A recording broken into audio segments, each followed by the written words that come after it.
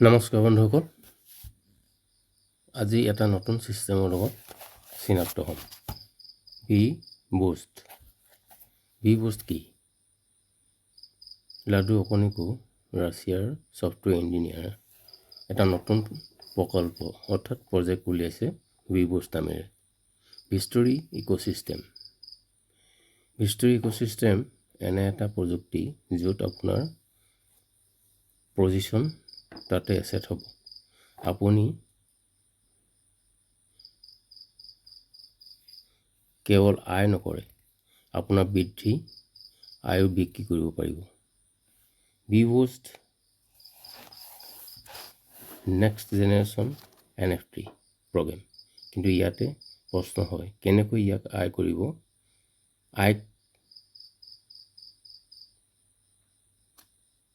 এধাপকৈ কেনেকৈ আগবঢ়াই নিব শিকোৱা হওক।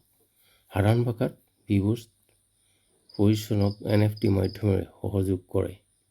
ই আপোনাৰ সম্পত্তিলৈ কনভাৰ্ট কৰিব, য'ত আপুনি ইয়াক বিক্ৰী বা নিজৰ লগত ৰাখিব পাৰিব।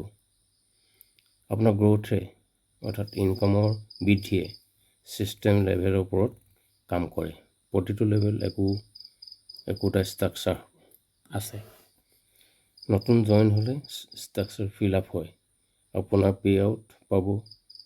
বিশেষ কথা হ'ল অটো ইনভেষ্টমেণ্ট আছে আৰু নিজে অটো আপডেট হয়। নিজে পিছৰ লেভেলত অন্তৰ্ভুক্ত হ'ব।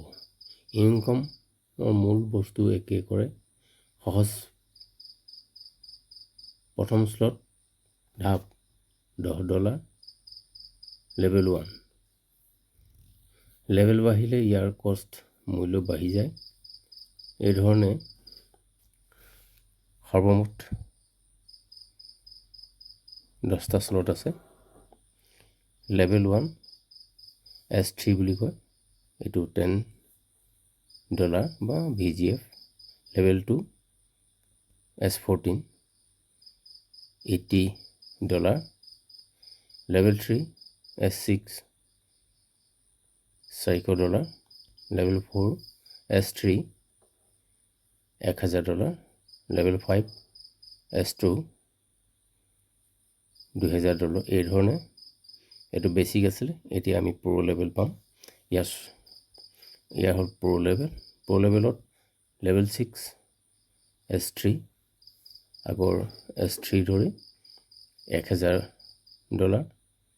Level 7 S14 $3000। Level 8 S6